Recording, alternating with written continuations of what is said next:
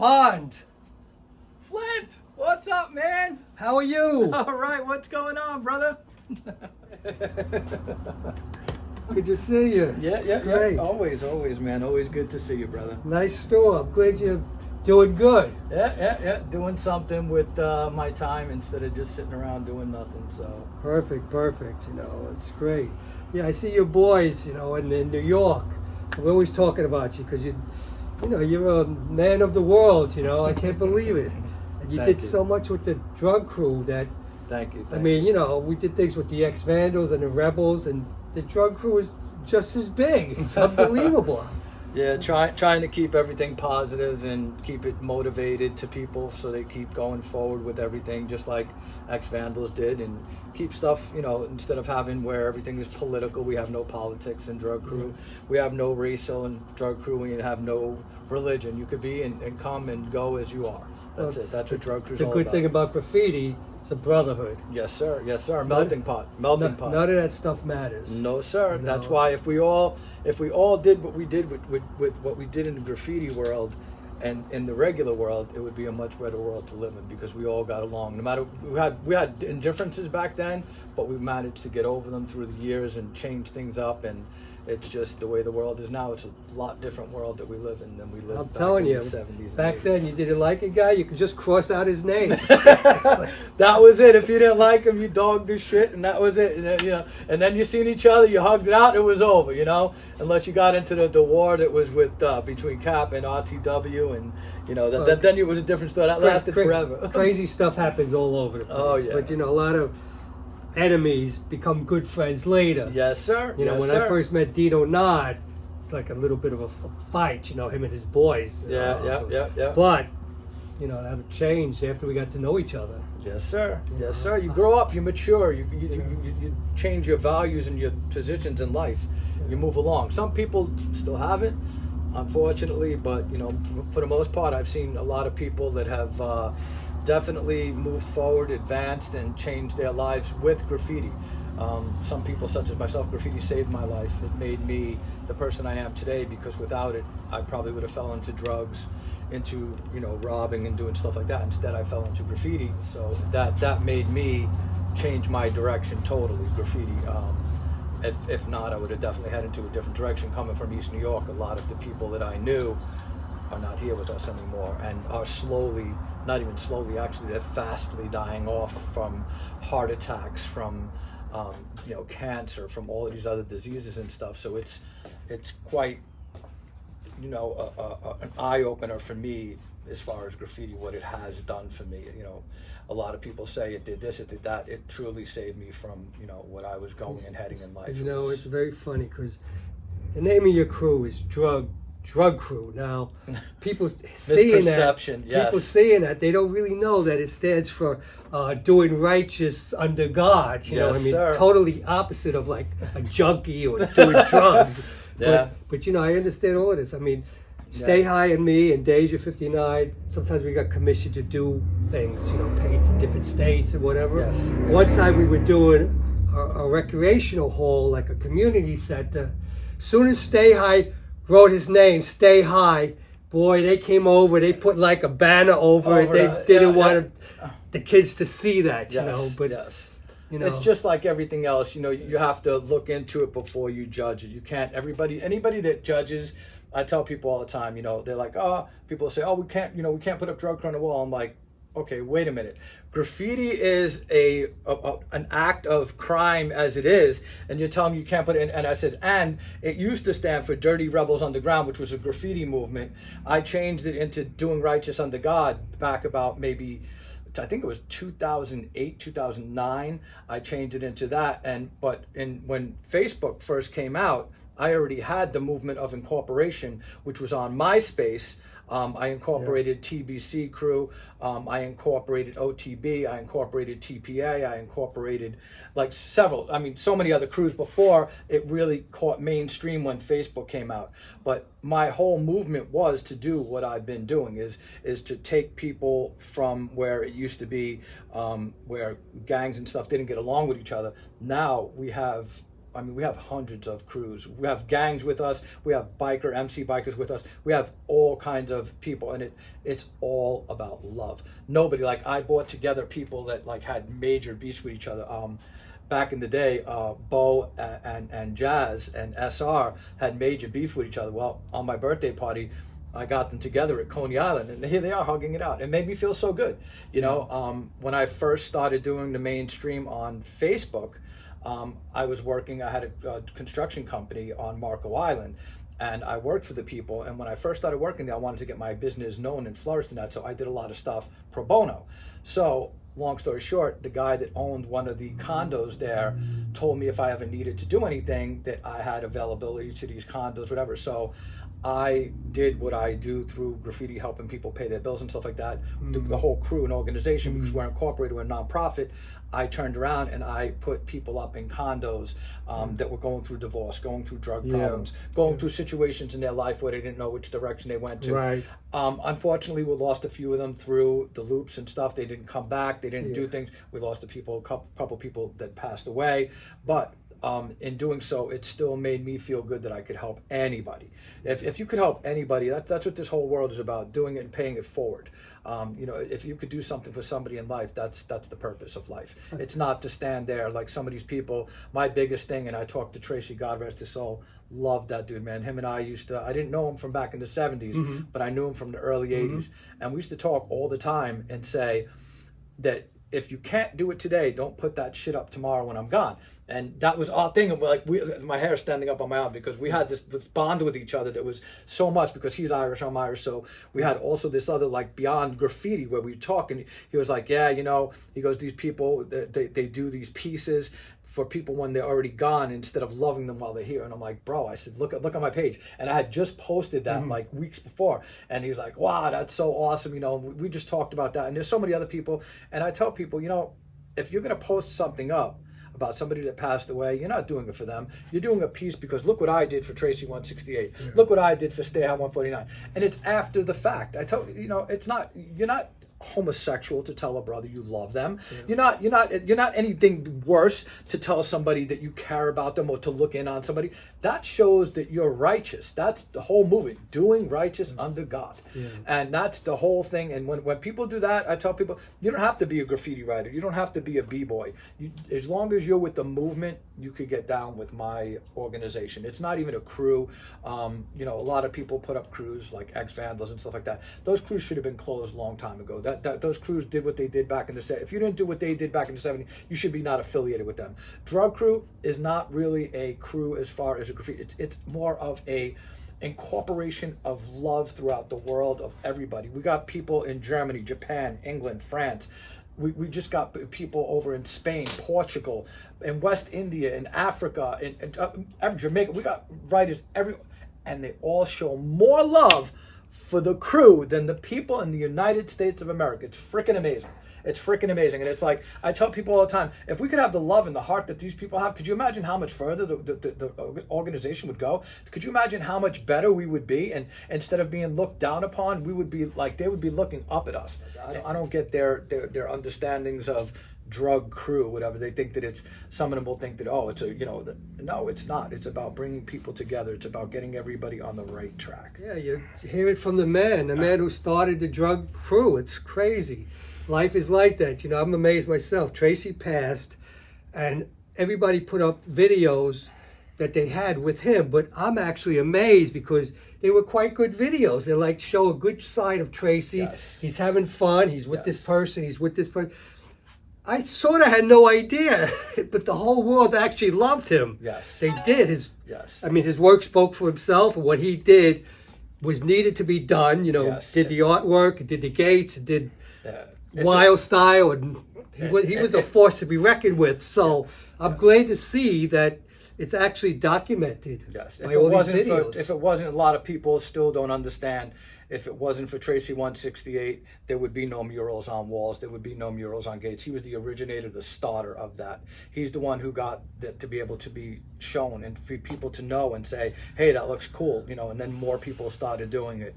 You had a lot of people following that trend and whatever, doing things, but a lot of people also had Tracy 168 mixed up with the way other people perceive them as. You can't perceive somebody as somebody unless you've lived with that person and know who that person is. Tracy took everybody as a different person, just like I take everybody. I don't judge anybody at all. How you treat me is how I'm going to treat you. Tracy would definitely, if you were a sucker, Tracy would try to get over on you. But if you were a brother with Tracy, he never asked me for a dime as long as I know him. Never asked me for a penny, nothing. And that's the friendship that we had. He knew that I wasn't one of those people. If he needed something done, if he needed help, absolutely. He needed clothes, whatever, absolutely. But I wasn't going to feed into any of his other nonsense, whatever, and stuff like that he had going on. That came with anybody. That came with my boy Boozer. That came with, so many other writers that we lost in these last few years. None of them ever took advantage of anybody of the drug crew, and we used to do donations and stuff like that, and they never asked twice for it. The one time it helped them out. If it didn't help them out, they were done, they were gone, they left, that done. That's it, so that was the biggest thing that I loved about drug crew doing it, because everybody that we have in there's a few squeakers that are in the chain that are, need a little bit of oiling, but for the most part, the thousands of people we have, I mean, they're just incredible. They're just, they all pay it forward. They all show love. They all show respect. It's just, that's my whole purpose. Of doing that. Obviously, I'm glad I met you. I mean, good man. Same here, brother. Same it's here, like, without a doubt. And this is my life is always to meet good people. Yes. So yes. It makes me stronger, and the union of us stronger. He needs Yes. something, I'm there to help him out. It's like exactly. And with most of the people also, like I said, with drug crew, when you help somebody out, that person's not going to say, oh well, I did this for you. You owe me. Nobody that has ever I've done anything for, I've never said anything about it. I don't mention anything on Facebook. I don't mention anything anywhere to anybody. Oh, I did this for this person. Even if they do me dirty and do me wrong, I still don't mention that, because that doesn't put anything back in my life or do anything for me. It makes me look to that level. If they've done something wrong, I'm falling to their level then. I just let it roll off, and I'm very few and far in between. Most of the people have uplifted me. They're like, hey, I'll never forget what you did. And that's what it's all about. Yeah. Giving on that end is so much better than receiving, because it gives you such a fulfillment in your heart and your soul, and makes you motivated and want to do more. In the beginning, it was rough. It was very, especially getting our cuts, our colors, our vest. Yeah. It was tough getting that, because a lot of people looked upon it as, oh, you're trying to be an MC outlaw. And I'm like, no, it has nothing to do with the outlaw thing. And I told everybody that from the beginning. Yes, we have outlaw brothers with us. We have many other crews with us, RCC, Grant Crew, TKB. We have GOD. We have so many other, McKinley Crew, Grant Crew. We have G Crew, Glenmore Crew. All of these other biker crews and stuff with us also. But they're all family. Nobody has any beef with each other. It's just, and that's what it was all about, to do that. And that's it's a wonderful thing, Yeah. The world could be such a nice place if everybody had that kind of outlook. Yes, sir. Yes, sir. It's like that's why I tell everybody, keep your circle small and keep the people that love you and you love back, keep them at heart. Block out all of the other bullshit. When it comes to your door knocking, that's when you handle it. But you can't let it come inside your circle without it really being there. If it's not really there, don't bring it in. Like the negativity that's out there, people pushing fear, people pushing politics, people pushing all of this negative nonsense. If it's not affecting you and your back door, yeah, of course, we're all feeling the frustration, anxiety, and stress of today's world the way it is. But it will get better. Eventually, it will get better. God will lift up everything and make things back to where things will be normal again. And good always destroys evil. Good always destroys evil. That's it. If you believe in karma like I do, that's right. Whatever I do, I don't expect anything in return. It's just you be kind, and that's the best thing. I mean, I know people don't get it, and I get walked on and taken advantage of and stuff like that. Walk the other way. What am I going to do? I can't. You talk to them, it's like talking to a crazy person. Yes. You think you're going to get through? No.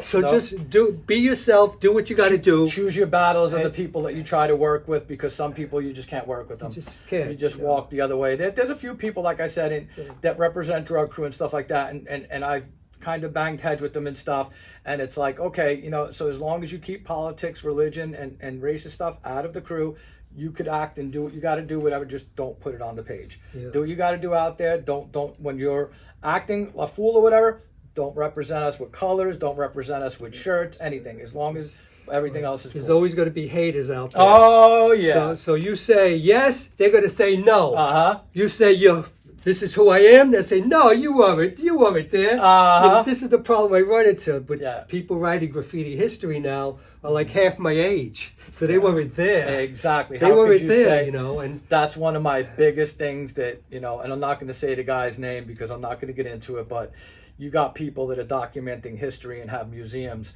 and they get all of their history from people that fabricate it. They're not, some of these people, I don't care if they were from the 70s. I wouldn't care if they were from the 50s. They fabricate this shit. They're not original saying exactly what went on. And this guy's third, fourth, fifth handing it and presenting it to people from other countries and stuff. So that's why you got people believing that the first generation graffiti was from Martha Cooper and Henry Chalfant doing the movie Star Wars. Nope. You talk to Scheme, you talk to these other guys, they'll tell you that they wouldn't come, that Henry Chalfant and Martha wouldn't come into Brooklyn. There was a whole other side of graffiti that was missed. Not only just from that generation, just from the mid 70s through the 80s. We're not talking about the stuff prior to that was done. And you got people like Cornbread saying, he first came out, started in 69, with a picture saying, then started in 67. His recent one was started in 65. And before you know it, he's going to have another one stay in 60. And I got love for the dude. He definitely did stuff. But keep your history correct, and you'll have, people look up and you say, hey, now they're looking like it's an idiot. You don't get it. He invented this shit. Yeah, exactly. He even tried saying in one of his posts, I was laughing, that he invented hip hop. I'm like, come on, brother. I'm like, are you kidding me? I laugh, and I got love for the dude. The dude is a great dude, but he's making himself look like a moron by backdating himself every time, and it's not even that like we're talking right now. This is documented. He documented with photos in books. I started in 69. Then 2 years later, 67. Now recent 65. It's like... The truth is, okay, he's doing what he was doing. Correct. But at the other side of town, he doesn't know what they were doing. Absolutely. Just like I'm from Brooklyn. I didn't know what they were doing in the Bronx at the same time. Exactly. Exactly. And that's how it is. I perceive what I saw, my world, and they perceive their world. But let's not fight about it that I wasn't there, you weren't there. Exactly. We're all, the whole generation of all of us is what made graffiti. It's not a graffiti artist, it was graffiti writers. So that's why gangs came in, crews came in, because there wasn't just one person that did it, there was several people. And when I did it, I was a skinny little white kid from East New York, weighed about 65, 70 pounds, soaking wet. I went to the Bronx. I went to Queens. I went to Long Island. I went to Staten Island. And not because I was a tough guy. I just didn't know what I was doing. I would go to the train yards. I went to the A yard. I went to the New Lots. I went to the Dewey. I went all these places. And I didn't know what I was doing. I was just going there just to bomb. Look, whatever, just having fun. And here people are telling me, yo, you're nuts. And then I got to meet all of these people and hang out with them, go bombing with them, go racking with them. So I knew what was going on in certain areas. But from my time, I started in 76. I stopped in 83. Now, before me were other writers. I was photographing in 73 because I used to do comic books. So I seen Blade, Comet, Lee, Zephyr. I seen all these guys blowing the lines up. My cousin would take me, we'd go play handball. So I'd get on the trains and I'd be taking pictures with my 110 camera back then and couldn't wait. I didn't even want to play handball. I wanted to get home and develop my film to see, what I caught of the Snoopy, the red back, So these are the things that I loved doing back then. And my document of history. But now there could be somebody that was 5 blocks away that has a different history, because every area, when you had, people don't realize, East New York, like where I live, but there was Bensonhurst, there was Coney Island, there was Flatbush, Prospect Jamaica Park. Avenue, exactly. So many parts of New York that people are like, okay, so how could you document? You got to get every writer from every location, put them together, and then get the whole real history instead of this documented bullshit that's out there. There's so much documentation out there that I laugh about. And the biggest thing that bothers me also is, like you were saying before about haters. You got these haters that, like, I know, I'm not going to mention names again, that have hundreds of pictures of my stuff that I did. And I didn't do much as an outside guy, but my insides, I definitely, I murdered from 81 to 83. There wasn't an A Train, Ding Dong, CC, Ridgie that I wasn't on. I was on every one, and I'm talking insides and outsides. I was killing with throw-ups, everything, and then New Lots also. And you'll get people, a lot of people will document, Web will turn around. Oh, I remember every time I would do a piece, I'd have to go over your throat, and I'm like, I don't, but at least I had the decency to say, and all these guys that came up after me, 84, 85, 86, they'd be like, oh yeah, we were racing again. I'm like, bro, 84, 85, I was done already. You were catching the end of my stuff, and now that's how much stuff I had going on that was doing, right. you know. But, you know, that's just, graffiti was always fun for me. It was always a happy place. It was always something to get back to say, I remember that. You know, it was something, a part of my past that I could say it was fun, no matter what. I had beefs with people. I had, you know, I got in trouble a lot of times. I never got busted. I never got busted writing graffiti, but I always had those scares and those wants and stuff. So it also had its like craziness to it too, but there would be nothing that I would change about my graffiti history and stuff like that. In fact, I embrace it. Okay, I just want to say one thing. Yes, sir. You're Bond, I'm Flint, and Yes, I knew we would be in a movie, the same movie one day. Thank you very much. Much love, brother. Ex-Vandals, drug crew forever.